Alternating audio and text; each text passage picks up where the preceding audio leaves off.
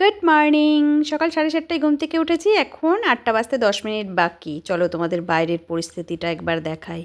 আজ সকাল থেকে এত কুয়াশা, চারপাশ একেবারে অন্ধকারের মতন হয়ে আছে। দেখো, এইরকম সকাল সকাল ওয়েদার দেখলে না আমার ভেতরটা একেবারে আতঙ্কে ছেয়ে যায়।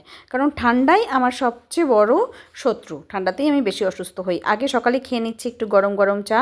গতকাল বুধবার ছিল, সন্ধেবেলায় সব পুজোর বাসন ধুয়ে রেখেছি, যেহেতু আজকে বৃহস্পতিবার। আর সকাল সকাল ঠাকুর পুজো দিয়ে নিচ্ছি।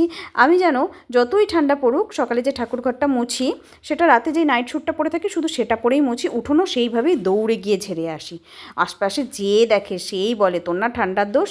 সকালে পুজো দিতে দিতেই দেখলাম রোদ এটে গেছে, জামা কাপড় নেড়ে দিয়ে এখন ঝটাপট রান্নাটা করে নেব। তার কারণ একটু গিয়ে রোদে বসবো। আর তার আগে আমি প্রেশার কুকার আর এই গ্যাসটা মুছে পরিষ্কার করে নিয়ে একবারে বিকেলের খাবার বানিয়ে রাখবো। আজকে বানাবো ভেজিটেবল স্যুপ। এখন কেন বানাচ্ছি জানো? সন্ধেবেলায় সন্ধেবাতি দিয়ে সন্ধে চা খেয়ে ওই যে আমি কম্বলের তলে ঢুকি, আমার আর বেরোতে ইচ্ছা করে না। এই গরমের দিনে এক অসুবিধা, এত গরমে রান্নাঘরে ঢুকে ঘেমে জমে কিছু বানাতে ইচ্ছা করে না। শীতের দিনে এই জল নাড়ার ভয়ে কিছু বানাতে ইচ্ছা করে না। তাই ভাবছি আজকে রান্নার পরই এই সমস্ত একবারে বানিয়ে রেখে যাই। সন্ধেবেলা ছেলে টিউশন থেকে আসলে ওকে একটু গরম করে দেবো। আর কর্নগুলো, সুইট কর্নগুলো রেখেছিলাম ডিপ ফ্রিজে।